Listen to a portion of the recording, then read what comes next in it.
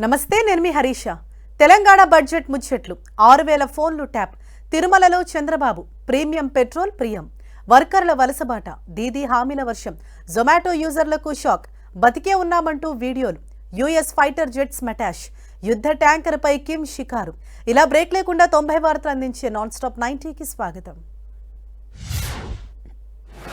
తెలంగాణ ప్రభుత్వం వార్షిక బడ్జెట్ను ప్రవేశపెట్టింది. 3,24,234 కోట్లతో బడ్జెట్ను ప్రవేశపెట్టారు ఆర్థిక మంత్రి భట్టి విక్రమార్క. ఇందులో రెవెన్యూ వ్యయం 2,34,406 కోట్లుగా ఉంది. మూలధన వ్యయాన్ని 47,267 కోట్లుగా నిర్ణయించారు. 73,383 కోట్ల కొత్త రుణాలకు ప్రతిపాదించారు. ప్రతి పౌరుడికి సామాజిక ఆర్థిక న్యాయం అందించడమే తమ లక్ష్యమని భట్టి విక్రమార్క తెలిపారు. అటు బడ్జెట్లో సంక్షేమానికి భారీగా నిధులు కేటాయించారు. అభివృద్ధి సంక్షేమ కార్యక్రమాల కోసం ఏకంగా 1,45,590 కోట్లు కేటాయించినట్లు ఆర్థిక మంత్రి భట్టి విక్రమార్క తెలిపారు. మరోవైపు 6 గ్యారెంటీల అమలుకు 50,713 కోట్లు కేటాయించారు. విద్యాశాఖకు 24,674 కోట్లు ఇస్తున్నట్లు పేర్కొన్నారు. వ్యవసాయ శాఖకు 23,179 కోట్లు, విద్యుత్ శాఖకు 21,285 కోట్లు కేటాయించినట్లు భట్టి వివరించారు. పెన్షన్ లబ్ధిదారులకు తెలంగాణ ప్రభుత్వం గుడ్ న్యూస్ చెప్పింది. ఎంతో కాలంగా కొత్త పెన్షన్ల కోసం ఎదురు చూస్తున్న లబ్ధిదారుల కోసం కొత్తగా 2 లక్షల చేయుత పెన్షన్లను మంజూరు చేస్తున్నట్లు భట్టి విక్రమార్క ప్రకటించారు. ఇప్పటికే దరఖాస్తు చేసుకున్న వారి అర్హతలను పరిశీలించి త్వరలోనే పెన్షన్లను పంపిణీ చేయనున్నారు. యంగ్ ఇండియా స్కూళ్లకు 5,000 కోట్లు, మూసీ ప్రాజెక్టు కోసం 1,500 కోట్లు ఇచ్చారు. బడ్జెట్లో భాగంగా తెలంగాణ ప్రభుత్వం కీలక ప్రకటన చేసింది. సామాజిక అంతరాలతో సంబంధం లేకుండా రాష్ట్రంలోని 1,15,00,000 కుటుంబాలకు 5 లక్షల రూపాయలతో జీవిత బీమా పథకం ప్రవేశపెడుతున్నట్లు ప్రకటించింది. ఈ పథకం పేరును ఇందిరమ్మ కుటుంబ జీవిత బీమా పథకంగా పేర్కొంది. జూన్ 2 నుంచి పథకాన్ని ప్రవేశపెట్టనున్నట్లు ప్రభుత్వం తెలిపింది. తెలంగాణలో విద్యార్థులకు భరోసా కల్పించేందుకు మరో 2 కొత్త పథకాలను సర్కారు తీసుకొచ్చింది. ప్రభుత్వ జూనియర్ కాలేజీలోనూ మధ్యాహ్న భోజన పథకాన్ని అమలు చేయనున్నట్లు ప్రకటించింది. దీంతో పాటు ఐటీఐ, ఏటీసీలో చదివే విద్యార్థులకు నెలకు 2,000 చొప్పున స్కాలర్షిప్ అందించనున్నట్లు తెలిపింది. ఇంటర్ విద్యార్థులకు పౌష్టికాహారం అందించే లక్ష్యంతో మిడ్ డే మీల్స్ ను విస్తరిస్తున్నట్లు చెప్పారు. అంబేద్కర్ అడుగుజాడలోనే తమ ప్రభుత్వం పాలన సాగిస్తోందని ఆర్థిక మంత్రి భట్టి విక్రమార్క తెలిపారు. వెనుకబడిన పేద వర్గాల పిల్లలకు నాణ్యమైన విద్యను అందించడంతో పాటు వారికి అన్ని విధాలా అండగా ఉంటామని చెప్పారు. సర్కార్ నిర్ణయంతో వేల మంది విద్యార్థులకు మేలు జరుగుతోందని భట్టి స్పష్టం చేశారు. తాము పాలకులం కాదని ప్రజా సేవకులమని చెప్పారు. ప్రజా సంక్షేమం, రాష్ట్ర అభివృద్ధి ప్రభుత్వ లక్ష్యమని డిప్యూటీ సీఎం భట్టి విక్రమార్క తెలిపారు. గత ప్రభుత్వం చేసిన ఆర్థిక విధ్వంసాన్ని తాము సరిదిద్దుతున్నామని చెప్పారు. దేశంలో తెలంగాణను నెంబర్ 1 స్థానంలో నిలబెట్టడమే తమ ప్రభుత్వ లక్ష్యమని భట్టి తెలిపారు.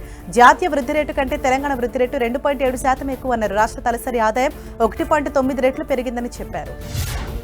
అటు శాసన మండలిలో బడ్జెట్ను ప్రవేశపెట్టారు మంత్రి ఉత్తమ్ కుమార్ రెడ్డి. దేశ జీడీపీ 3,57,13,86 కోట్లుగా ఉందని, వృద్ధి రేటు 8% నమోదవుతుందని తెలిపారు.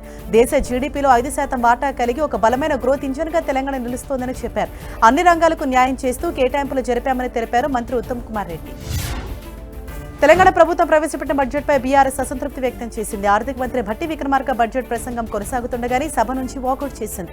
అన్ని వర్గాలను మోసం చేశారంటూ చెవిలో పూలు పెట్టుకుని బీఆర్ఎస్ ఎమ్మెల్యేలు నిరసన తెలిపారు. బడ్జెట్ ప్రతులను చించివేశారు. బడ్జెట్ మొత్తం మోసమంటూ సభలో నినాదాలు చేశారు. సర్కార్పై మాజీ మంత్రి కేటీఆర్ విమర్శలు గుప్పించారు. పెళ్లి చేసుకునే ఆడబిడ్డలకు తులం బంగారం ఇస్తామని చెప్పి ఇప్పుడు మొహం చాటేస్తున్నారని ఆరోపించారు.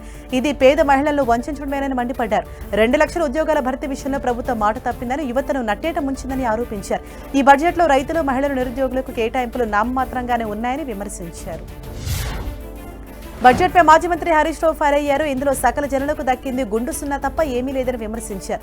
అంకెలా మాటల గారడి తప్ప ప్రభుత్వానికి పేదల పట్ల ఏమాత్రం చిత్తశుద్ధి లేదనే విషయం బడ్జెట్ ద్వారా అర్థమవుతోందని అన్నారు. 3 ఏళ్లు పూర్తి కాకముందే 3.5 లక్షల కోట్లు అప్పులు చేసిందని, వాటితో ఏం చేశారని ప్రభుత్వాన్ని నిలదీశారు. అటు చిట్చాట్లో మాజీ మంత్రి హరీష్ రావు హాట్ కామెంట్ చేశారు. ఇంటిగ్రేటెడ్ స్కూళ్ల నిర్మాణంలో స్కామ్ జరుగుతోందని ఆరోపించారు. విశ్రాంత అధికారులను అడ్డుపెట్టుకుని సీఎం పెద్ద స్కామ్ కు తెరలేపారని వ్యాఖ్యానించారు. వారి పదవీకాలం పొడిగిస్తూ అడ్డగోలు అక్రమాలకు పాల్పడుతున్నారని విమర్శించారు. ఇంటిగ్రేటెడ్ స్కూళ్ల టెండర్లను వారికి తెలిసిన వారికి కట్టబెట్టుకున్నారని ఆరోపించారు. బడ్జెట్పై హాట్ కామెంట్స్ చేశారు బీజేపీ నేత ఏలేటి మహేశ్వర్ రెడ్డి. ఆర్థిక మంత్రి Bhatti Vikramarka hat trick cheating budget ప్రవేశపెట్టారని ఆరోపించారు. ఈ బడ్జెట్లో అన్ని వర్గాల ప్రజలను మోసం చేశారని విమర్శించారు. బడ్జెట్లో ఆర్థిక విధ్వంసానికి బాటలు వేశారన్నారు. కాంగ్రెస్ ప్రభుత్వం ఇచ్చిన హామీలకు నిధులు కేటాయించకుండా కేవలం అంకెల గారడీగా బడ్జెట్ను ప్రవేశపెట్టారంటూ మండిపడ్డారు. తెలంగాణ బడ్జెట్పై బీజేపీ రాష్ట్ర అధ్యక్షుడు రామచంద్రరావు స్పందించారు. గతేడాదితో పోలిస్తే బడ్జెట్లో కొత్తదనం ఏమీ లేదని విమర్శించారు. పొరపాటును గతేడాది బడ్జెట్ను ఆర్థిక మంత్రి చదివారేమోనని ఎద్దేవా చేశారు. ఈ ఏడాది విద్యా, వైద్య రంగాలతో పాటు రైతులను పూర్తిగా మోసం చేశారని ఆరోపించారు. ప్రతిపక్షాలకు విమర్శలకు సీఎం రేవంత్ రెడ్డి కౌంటర్ ఇచ్చారు. తమ ప్రభుత్వం ఫ్యూచరిస్టిక్ బడ్జెట్ ప్రవేశపెట్టిందన్నారు. అభివృద్ధి సంక్షేమానికి సమాన ప్రాధాన్యం ఇచ్చామని తెలిపారు. జాతీయ విద్యా విధానానికి అనుగుణంగా రాష్ట్రంలో మార్పులు తీసుకొస్తామని చెప్పారు. ప్రైమరీ నుంచి +2 వరకు విద్యార్థులు ఒకే చోట చదివే విధానాన్ని అమలు చేస్తామని సీఎం రేవంత్ పేర్కొన్నారు. అప్పులపైన సీఎం రేవంత్ రెడ్డి క్లారిటీ ఇచ్చారు. అప్పులు ఆదాయానికి సంబంధించి పారదర్శకంగా అన్ని వివరాలు చెప్పామన్నారు. తమ ప్రభుత్వం అధికారంలోకి వచ్చినప్పటి నుంచి ఇప్పటి వరకు 3,47,000 కోట్లు అప్పు చేశామని తెలిపారు. అయితే ఇందులో నుంచి గత ప్రభుత్వం చేసిన అప్పులకు 3,30,000 కోట్లు వడ్డీలు అసలు చెల్లించామని చెప్పారు. తాము కేవలం 17,000 కోట్లు మాత్రమే వాడుకున్నామని తెలిపారు. ఫోన్ ట్యాపింగ్ కేసుపై సీఎం రేవంత్ రెడ్డి స్పందించారు. బీఆర్ఎస్ హయాంలో 6,000 ఫోన్లు ట్యాప్ అయ్యాయని తెలిపారు. ప్రాసెస్ ప్రకారమే ప్రభుత్వం ముందుకెళ్తోందన్నారు. కేంద్రం అనుమతి ఇచ్చిన వెంటనే ఐఏఎస్ అరవింద్ కుమార్ను సస్పెండ్ చేశామని తెలిపారు. ట్యాపింగ్ కేసులో క్లీన్ చిట్ వచ్చిందంటూ హరీష్ అసత్యాలు చెబుతున్నారని విమర్శించారు. కేటీఆర్ హరీష్తో ఏ కేసుపై విచారణ కోరినా సిద్ధమేనన్నారు. బీజేపీపై సీఎం రేవంత్ రెడ్డి ఫైర్ అయ్యారు. ఫామ్ హౌస్ డ్రగ్ కేసు విషయంలో బీజేపీ ఎందుకు స్పందించట్లేదని ప్రశ్నించారు. కేంద్ర మంత్రులు కిషన్ రెడ్డి, బండి సంజయ్తో పాటు తెలంగాణ బీజేపీ అధ్యక్షుడు రామచంద్రరావు ఎందుకు మౌనంగా ఉన్నారని క్వశ్చన్ చేశారు. కేంద్ర మంత్రులుగా వారికి బాధ్యత లేదా అని అడిగారు సీఎం రేవంత్ రెడ్డి. హైదరాబాద్లో ఉద్యోగం చేస్తున్న వారికి కేంద్ర ప్రభుత్వం గుడ్ న్యూస్ చెప్పింది. హెచ్ఆర్ఏ మినహాయింపు పరిమితిని 50% పెంచింది. ఈ మేరకు ఆదాయపు పన్ను నిబంధనలు 2026ను కేంద్రం నోటిఫై చేసింది. ఇందులో భాగంగా ఏప్రిల్ 1 నుంచి రాబోయే కొత్త నిబంధనలను నోటిఫై చేస్తూ గెజిట్ జారీ చేసింది. మెట్రో నగరాల జాబితాలోకి హైదరాబాద్ చేరటంతో మినహాయింపు పొందే అవకాశం దక్కింది. హైదరాబాద్లో మెట్రో సేవలకు అంతరాయం ఏర్పడింది. నాగోల్ టు రాయదుర్గ మార్గంలో మెట్రో సేవలు కొద్దిసేపు నిలిచిపోయాయి. సాంకేతిక సమస్య కారణంగా మెట్రో సర్వీసులు ఎక్కడికక్కడ ఆగిపోయి దీంతో ప్రయాణికులు తీవ్ర ఇబ్బందులు పడ్డారు. దాదాపు 20 నిమిషాల పాటు మెట్రో పనిచేయలేదు. మరమ్మతుల అనంతరం మెట్రో సర్వీసులు కొనసాగాయి. ఏపీలో అకాల వర్షాలతో పంట నష్టంపై కలెక్టర్లతో సీఎం చంద్రబాబు మరోసారి సమీక్ష నిర్వహించారు. అకాల వర్షాలతో దెబ్బతిన్న పంటల వివరాలు తెలుసుకున్నారు. 12 జిల్లాల్లో మొక్కజొన్న, వరి, మినపకు నష్టం వాటిల్లిందని అధికారులు వివరించారు. దీని విలువ దాదాపు 40 కోట్లుగా ఉంటుందని చెప్పారు. 9 జిల్లాల్లో అరటి, బొప్పాయి, మిరప, మామిడి, బత్తాయి, నిమ్మకు నష్టం వాటిల్లిందని పేర్కొన్నారు. అటు రానున్న 24 గంటల ఏపీలో పలు చోట్ల వర్షాలు కురిసే అవకాశం ఉందని వాతావరణ కేంద్రం తెలిపింది. ఉత్తరాంధ్ర, కోస్తాంధ్ర, రాయలసీమ ప్రాంతాల్లోని కొన్ని జిల్లాల్లో జల్లులు పడే అవకాశం ఉందని అధికారులు చెప్పారు. 30 నుంచి 40 కిలోమీటర్ల వేగంతో తేలికపాటి గాలులు వీచే అవకాశం ఉందని సముద్ర మట్టానికి 3.1 కిలోమీటర్ల ఎత్తులో ఉపరితల ఆవర్తనం కొనసాగుతున్నట్లు చెప్పారు. తిరుమల శ్రీవారిని సీఎం చంద్రబాబు దర్శించుకున్నారు. శనివారం ఉదయం స్వామివారిని కుటుంబ సభ్యులతో కలిసి దర్శించుకుంటారు. ఇప్పటికే తిరుమలకు సీఎం చంద్రబాబు చేరుకున్నారు. గాయత్రి అతిథి గృహం వద్ద TTD chairman BR Naidu, EO Ravichandra, అదనపు ఈవో వెంకయ్య చౌదరి ఘన స్వాగతం పలికారు. గ్యాస్ బుకింగ్స్ పెరగడానికి సోషల్ మీడియాలో అసత్య ప్రచారమే కారణమని మంత్రి నాదెండ్ల మనోహర్ అన్నారు. డొమెస్టిక్ గ్యాస్ సరఫరాలో ఎలాంటి ఇబ్బందులు లేవని స్పష్టం చేశారు. దీనిపై ఆయిల్ కంపెనీల ప్రతినిధులు, అధికారులతో సమీక్షించిన మంత్రి నాదెండ్ల బ్లాక్ మార్కెట్ను నిరోధించాలని ఆదేశించారు. దీనికోసం ప్రత్యేకమైన నిఘా బృందాలను ఏర్పాటు చేయాలని తెలిపారు. వినియోగదారులు ఆందోళన పడాల్సిన అవసరం లేదన్నారు.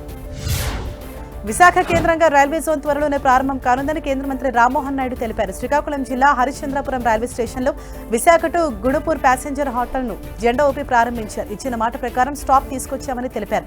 విద్యార్థులు, వ్యాపారులకు ఎంతగానో ఉపయోగపడుతుందన్నారు. రైల్వే స్టేషన్ అప్రోచ్ రోడ్లను అభివృద్ధి చేస్తామని హామీ ఇచ్చారు. మోదీ నాయకత్వంలో దేశం శాంతిబాటలు నడుస్తుందని కేంద్ర మంత్రి కిషన్ రెడ్డి అన్నారు. తిరుమల శ్రీవారిని దర్శించుకునే కిషన్ రెడ్డి ప్రపంచమంతా యుద్ధ భూమిలో ఉంటే భారత్ మాత్రం మోదీ నాయకత్వంలో సేఫ్గా ఉందని తెలిపారు. ఉగాది సందర్భంగా స్వామివారి ఆశీస్సుల కోసం వచ్చినట్లు చెప్పారు. దర్శనం అనంతరం రంగనాయకుల మండపంలో పండితులు ఆశీర్వచనం చేసి స్వామివారి తీర్థ ప్రసాదాలను అందజేశారు. ఏపీ సర్కారు విడుదల చేసిన జాబ్ క్యాలెండర్పై ఏపీసీసీ చీఫ్ షర్మిల ఫైర్ అయ్యారు. కేవలం 10,060 పోస్టులతో క్యాలెండర్ విడుదల చేసి నిరుద్యోగ యువతను నమ్మించి నయవంచన చేశారని ఆరోపించారు. రాష్ట్రంలో లక్షల సంఖ్యలో ఖాళీలుంటే ప్రభుత్వం ప్రకటించిన పోస్టుల సంఖ్య ఖాళీలు బారుడు, నోటిఫికేషన్లు చారుడు అన్నట్లుగా ఉందని ఎద్దేవా చేశారు. ఇరాన్ సుప్రీం లీడర్ మొస్తబా ఖమేనీ ఆరోగ్య పరిస్థితిపై ప్రచారానికి ఆ దేశ ప్రభుత్వం చెక్ పెట్టింది. మొస్తబాకు సంబంధించిన వీడియోను విడుదల చేసింది. సుప్రీం నేత కొంతమందికి మతపరమైన బోధనలు చేస్తున్నట్లు అందులో ఉంది. అయితే ఈ వీడియో ఎప్పటిదనే విషయాన్ని మాత్రం మీడియా స్పష్టం చేయలేదు. అమెరికా, ఇజ్రాయెల్ జరిపిన దాడుల తర్వాత మొస్తబా బాహ్య ప్రపంచానికి తొలిసారి కనిపించారు. ప్రీమియం పెట్రోల్ ధర ఆయిల్ సంస్థలు పెంచాయి. లీటర్కు ₹2.35 పెంచుతూ నిర్ణయం తీసుకున్నారు. దేశవ్యాప్తంగా వీటి ధరలను పెంచినట్లు హిందుస్థాన్ పెట్రోలియం కార్పొరేషన్ లిమిటెడ్ ప్రకటించింది. మరోవైపు BPCL Speed, IOCL XP 95 premium petrol ధరలకి పెంపు వర్తిస్తుంది. ప్రాంతాన్ని బట్టి లీటర్కు ₹2 నుంచి $2.35 వరకు మారుతుంది. పశ్చిమాసియాలో ఘర్షణలతో రూపాయి మారకం విలువ ఆల్ టైమ్ కనిష్టానికి చేరుకుంది. డాలర్తో పోలిస్తే రూపాయి $93.49 పడిపోయింది. విదేశీ సంస్థాగత పెట్టుబడిదారులు నగదు వెనక్కి తీసుకోవడంతో రూపాయి పతనం కొనసాగుతోంది. ఇరాన్ యుద్ధంతో చమురు ధరలు భగ్గుమంటున్నాయి. దీంతో రూపాయిపై ప్రభావం పడుతోంది. దేశవ్యాప్తంగా వంట గ్యాస్ కొరత తీవ్రంగా వేధిస్తోంది. హిమాచల్ ప్రదేశ్ అసెంబ్లీపై ఎఫెక్ట్ పడింది. ప్రజాప్రతినిధులకు అవసరమైన వంటకాల్ని కట్టెల పొయ్యిపై సిద్ధం చేశారు. ఎల్పీజీ కొరత కారణంగా కట్టెలను ఉపయోగించి వంటలు చేశారు. దీంతో అసెంబ్లీ పరిస్థితి ఎలా ఉంటే సామాన్యుల సంగతి అర్థం చేసుకోవచ్చనే అభిప్రాయాలు వినిపిస్తున్నాయి. వంట గ్యాస్ కొరత చాలా మంది వలసదారులపై ఎఫెక్ట్ చూపిస్తుంది. హోటళ్లు, టిఫిన్ సెంటర్లు మూతపడటంతో ఉద్యోగాలు కోల్పోయామని ఆవేదన వ్యక్తం చేస్తున్నారు. చాలా మంది సొంతూరుకు వెళ్లిపోతున్నారు. గుజరాత్లోని సూరత్ రైల్వే స్టేషన్ వలస కార్మికులతో కిక్కిరిసిపోయింది. పని లేక ఇంటికి వెళ్తున్నామని వాళ్లు వాపోతున్నారు. మొయినాబాద్ ఫామ్ హౌస్ కేసు విచారణను అధికారులు స్పీడప్ చేశారు. నిందితుల కస్టడీ పిటిషన్పై కోర్టు సోమవారం తీర్పు ఇవ్వనుంది. నిందితులను 10 రోజుల కస్టడీకి కోరుతూ పోలీసులు కోర్టులో పిటిషన్ వేశారు. దీనిపై విచారించిన ఉప్పరపల్లి కోర్టు సోమవారం తీర్పిస్తామని తెలిపింది. మొయినాబాద్ ఫామ్ హౌస్ కేసులో రోహిత్ రెడ్డి, రిషిత్ రెడ్డి, నమిత్ మిశ్రా నిందితులుగా ఉన్నారు. ములుగు జిల్లా గోవిందరావుపేట మండలం పస్రాలు నార్కోటిక్ డాగ్ బృందం తనిఖీలు నిర్వహించింది. మత్తు పదార్థాల నిల్వను అరికట్టేందుకు సోదాలు చేశారు. గంజాయి సరఫరా చేయకుండా ప్రత్యేకంగా ఫోకస్ పెట్టారు. ఎవరైనా అక్రమంగా మత్తు పదార్థాలు, గంజాయి రవాణా చేస్తే కఠిన చర్యలు తప్పవని హెచ్చరించారు. రాష్ట్ర వ్యాప్తంగా ఆశా వర్కర్లు ఆందోళన చేపట్టారు. తమ డిమాండ్ నెరవేర్చాలని నిరసన తెలిపారు. పలు చోట్ల మంత్రులు, ప్రజాప్రతినిధుల ఇళ్లు ముట్టడించేందుకు ప్రయత్నించారు. వారిని పోలీసులు ఎక్కడికక్కడ అడ్డుకున్నారు. వేతనాల పెంపు, ఉద్యోగ భద్రతతో పాటు పెండింగ్ బకాయిలు చెల్లించాలని వారు డిమాండ్ చేశారు. తమకు పనిభారం తగ్గించాలని కోరారు. మంచిర్యాలలో రైతులు వినూత్నంగా నిరసన చేపట్టారు. రైతు భరోసా బకాయిలను వెంటనే విడుదల చేయాలని డిమాండ్ చేస్తూ సీఎంకు పోస్ట్ కార్డులు పంపించారు. మంచిర్యాల పోస్టాఫీస్ దగ్గరకు చేరుకున్న అన్నదాతలు తమ సమస్యలు వివరించి బకాయిల చెల్లింపులో జరుగుతున్న ఆలస్యంపై ఆవేదన వ్యక్తం చేశారు. రైతు భరోసా సాయం అందక ఇబ్బందులు పడుతున్నామని వెంటనే నిధులు రిలీజ్ చేయాలని కోరారు. తెలంగాణ ప్రభుత్వం ప్రవేశపెట్టిన బడ్జెట్లో విద్యారంగానికి మొండి చేయి చూపించారని ఏబీవీపీ ఆరోపించింది. విద్యారంగానికి అన్యాయం చేశారని ఆరోపిస్తూ ఉస్మానియా యూనివర్సిటీలోని ఆర్ట్స్ కళాశాల దగ్గర ఏబీవీపీ నాయకులు నిరసన తెలిపారు. బడ్జెట్ ప్రతులను తగలబెట్టి ఆందోళన వ్యక్తం చేశారు. కేవలం 8% నిధులు కేటాయించడం దారుణమని ఆరోపించారు. భద్రాచలం సరిహద్దుల్లోని కూనవరంలో విషాదం జరిగింది. గోదావరి నదిలో స్నానానికి వెళ్లిన వారిలో 5 యువకులు గల్లంతయ్యారు. అమరావతిలోని ఎస్ఆర్ఎం కళాశాలలో ఇంజనీరింగ్ చదువుతున్న 7 విద్యార్థులు గోదావరి నదిలో స్నానాలు చేసేందుకు దిగారు. లోతు తెలియకపోవడంతో ప్రమాదవశాత్తు 5 మునిగిపోయారు. మరో 2 ఒడ్డుకు చేరుకున్నారు. గోదావరి ఘటనపై మంత్రి తుమ్మల నాగేశ్వరరావు తీవ్ర దిగ్భ్రాంతి వ్యక్తం చేశారు. బాధిత కుటుంబాలకు ప్రగాఢ సానుభూతి తెలిపారు. గాలింపు చర్యలు వేగవంతం చేయాలని జిల్లా యంత్రాంగాన్ని ఆదేశించారు. భవిష్యత్తులో గోదావరి పరివాహక ప్రాంతాల్లో ఇలాంటి సంఘటనలు పునరావృతం కాకుండా పటిష్ట చర్యలు చేపట్టాలని మంత్రి తుమ్మల నాగేశ్వరరావు ఆదేశించారు. నిజామాబాద్ జిల్లా బోధన పట్టణంలో సినీ ఫక్కీలో చోరీ జరిగింది. బ్యాంక్ ముందు పార్కింగ్ చేసిన కారు అద్దాలు ధ్వంసం చేసి గుర్తు తెలియని వ్యక్తులు 3 లక్షలు ఎత్తికెళ్లారు. గోశాల రోడ్ యూనియన్ బ్యాంక్ ఎదుట ఈ ఘటన జరిగింది. బ్యాంకులో డబ్బులు డ్రా చేసిన జాడి గ్రామానికి చెందిన హరిబాబు కారులో పెట్టి వెళ్లగా దొంగలు దోచేశారు. దీనిపై పోలీసులు విచారణ చేపట్టారు. కొమరంభీం ఆసిఫాబాద్ జిల్లా రెబ్బెన మండలం ఖైరిగూడ గ్రామస్తులందరికీ ఆదర్శనీయమైన నిర్ణయం తీసుకున్నారు. గ్రామంలో జరిగే పెళ్లి వేడుకలు, haldi function, pre wedding shoot, DJ sounds నిషేధిస్తూ ప్రతిజ్ఞ చేశారు. నిబంధనలు అతిక్రమించిన వారికి 50,000 రూపాయల జరిమానా విధిస్తామని తీర్మానం చేశారు. అంతేకాదు గ్రామ సభ అనంతరం గ్రామంలో మద్యపానం, గుడుంబా, మత్తు పదార్థాలు పూర్తిగా నిషేధిస్తామని తెలిపారు. అసెంబ్లీ పశ్చిమ బెంగాల్ ఎలక్షన్ హీట్ పెరుగుతోంది. సీఎం మమతా బెనర్జీ తన పార్టీ మేనిఫెస్టో విడుదల చేశారు. బెంగాల్ ఓటర్లను ఆకర్షించి మరోసారి అధికార పీఠాన్ని దక్కించుకోవటమే లక్ష్యంగా 10 కీలక హామీలు ప్రకటించారు. మరోసారి తమను గెలిపిస్తే ప్రతి ఇంట్లో ఆనందం నింపారనే ఆశయంతో పనిచేస్తామన్నారు. ప్రతి నెల మహిళలకు ఇస్తున్న ఆర్థిక సాయం 500కు పెంచుతామన్నారు. నిరుద్యోగులకు 1500 ఇస్తామని తెలిపారు. బెంగాల్లోని వేలాది పాఠశాలను ఆధునీకరించడంతో పాటు ఈ లెర్నింగ్ సదుపాయాలు కల్పిస్తామని సీఎం మమతా బెనర్జీ హామీ ఇచ్చారు. కొత్తగా 7 జిల్లాలు మున్సిపాలిటీలను ఏర్పాటు చేసి పాలనను ప్రజలకు మరింత చేరువ చేస్తామన్నారు. రైతుల కోసం 30,000 కోట్లతో ప్రత్యేక వ్యవసాయ బడ్జెట్ను ప్రవేశపెడతామని తెలిపారు. ప్రతి కుటుంబానికి శాశ్వత ఇంటి నిర్మాణం చేపట్టడంతో పాటు తాగునీటి సరఫరా అందేలా చూస్తామన్నారు. కేంద్ర ప్రభుత్వం ఈసీపై సీఎం మమతా బెనర్జీ విమర్శలు గుప్పించారు. లోక్సభ ఎన్నికల్లో బీజేపీ గెలుపుకు సహకరించేలా నియోజకవర్గాల పునర్వ్యవస్థీకరణకు ప్లాన్ చేస్తున్నారని ఆరోపించారు. ఈ ఎన్నికల్లో ఓడిపోతామని బీజేపీకి తెలుసని, అందుకే అనధికార రాష్ట్రపతి పాలన విధించారని ఆరోపించారు. రాష్ట్రాన్ని కాపాడేందుకు కమలం పార్టీకి వ్యతిరేకంగా పోరాటం చేయాలని ప్రజలకు పిలుపునిచ్చారు. తమిళనాడులో ఎన్నికలు సమీపిస్తున్న వేళ రాజకీయ పరిణామాలు వేగంగా మారుతున్నాయి. గెలిపే లక్ష్యంగా సీఎం స్టాలిన్ ప్రత్యేక వ్యూహాలతో ముందుకెళ్తున్నారు. పొత్తులపై మరింత ఫోకస్ పెట్టారు. లేటెస్ట్ గా మరో పార్టీ డీఎంకేకు మద్దతు తెలిపింది. ఈ ఎన్నికలు సీఎం స్టాలిన్ నేతృత్వంలోని డీఎంకే పార్టీకి తమ మద్దతు తెలుపుతున్నట్లు All India Forward Bloc party తెలిపింది. వచ్చే ఎన్నికల్లో డీఎంకే గెలుపు కోసం కలిసి పనిచేస్తామని చెప్పింది. పుదుచ్చేరి అసెంబ్లీ ఎన్నికల దగ్గర పడుతుండటంతో సీఎం రంగస్వామి పొత్తులపై క్లారిటీ ఇచ్చారు. బీజేపీతోనే ఎన్ఆర్ కాంగ్రెస్ పొత్తు ఉంటుందని స్పష్టం చేశారు. నామినేషన్ తేదీ కంటే ముందే సీట్ల పంపకాలు ఖరారవుతాయని చెప్పారు. మరోవైపు నామినేషన్ దాఖలకు ముందు తిరుచెందూరు ఆలయాన్ని రంగస్వామి సందర్శించారు. ఎన్నికల్లో 2 చోట్ల నుంచి ఆయన నామినేషన్ వేయనున్నట్లు తెలుస్తోంది. అస్సాంలో బీజేపీ ప్రచారం స్పీడ్ పెంచింది. 3వ కాషాయ జెండా ఎగరేయాలన్న కసితో దూకుడుగా వ్యవహరిస్తోంది. సీఎం హిమంత బిశ్వశర్మ నామినేషన్ దాఖలు చేశారు. జులక్పరి నుంచి హిమంత బిశ్వశర్మ ఎన్నికల బరిలోకి దిగుతున్నారు.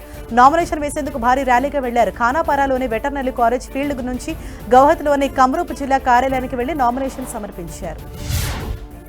పశ్చిమ బెంగాల్ ఎన్నికల వేళ భారీగా నగదు పట్టుబడింది. కోల్కతాలో పోలీసులు వాహనాలు తనిఖీ చేస్తుండగా 25 లక్షల నగదు పట్టుబడింది. నిందితుడితో పాటు కారును పోలీసులు స్వాధీనం చేసుకున్న నగదును సీజ్ చేసినట్టు తెలిపారు. ఎన్నికలు సమీపిస్తుండటంతో తనిఖీలు ముమ్మరం చేసినట్లు అధికారులు చెప్పారు. నగదు తీసుకెళ్తే తగిన రిసిప్ట్ ఉండాలన్నారు. ఉత్తరాఖండ్ లో కేబినెట్ విస్తరణ జరిగింది. మంత్రివర్గంలో కొత్తగా మరో 5గురికి అవకాశం కల్పించారు. రాజ్భవన్లో ఏర్పాటు చేసిన ప్రమాణ స్వీకార మహోత్సవంలో ఎమ్మెల్యేలు ఖజన్ దాస్, మదన్ కౌశిక్, ప్రదీప్, భరత్ చౌదరి, రామ్ సింగ్ తో గవర్నర్ ప్రమాణం చేయించారు. కొత్తగా ప్రమాణ స్వీకారం చేసిన మంత్రులకు సీఎం పుష్కర్ సింగ్ ధామీ శుభాకాంక్షలు తెలిపారు.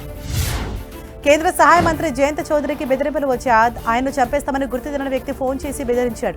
దీంతో స్కిల్ డెవలప్మెంట్ శాఖ సహాయ మంత్రి జయంత్ పోలీసులకు ఫిర్యాదు చేశారు. మార్చి 19వ తేదీన కాల్ వచ్చినట్లు పేర్కొన్నారు. దీంతో ఆయన భద్రతపై పోలీసులు సమీక్షించారు. ఫోన్ కాల్ ఎక్కడి నుంచి వచ్చిందో, ఎవరు చేశారన్న కోణంలో దర్యాప్తు చేస్తున్నారు. ఢిల్లీ మాజీ సీఎం అరవింద్ కేజ్రీవాల్ సుప్రీంకోర్టును ఆశ్రయించారు. లిక్కర్ స్కామ్ కేసులో ఢిల్లీ హైకోర్టు ఇచ్చిన తీర్పును సవాల్ చేశారు. కేసును మరో బెంచ్కు బదిలీ చేసేలా ఆదేశాలు ఇవ్వాలని కోరుతూ వేసిన పిటిషన్కు సంబంధించి ఢిల్లీ హైకోర్టు సరైన నిర్ణయం తీసుకోలేదని పేర్కొన్నారు. అయితే తమ వాదనలు వినకుండా తీర్పు ఇవ్వొద్దని సీబీఐ కేవిట్ పిటిషన్ దాఖలు చేసింది. సుప్రీంకోర్టు కీలక తీర్పు వెలువరించింది. అప్పు తిరిగి చెల్లించాలని అడగటం లేదా ఒత్తిడి చేయడం బలవన్మరణానికి ప్రేరేపించడం కిందకు రాదని తెలిపింది. కేవలం రుణం తిరిగివ్వాలని డిమాండ్ చేయడాన్ని నేరంగా పరిగణించలేమని స్పష్టం చేసింది. గుజరాత్ కు చెందిన ఓ వ్యక్తిపై నమోదైన కేసును సుప్రీంకోర్టు కొట్టేసింది. కేసులో గుజరాత్ హైకోర్టు ఇచ్చిన ఉత్తర్వులను తోసిపుచ్చింది.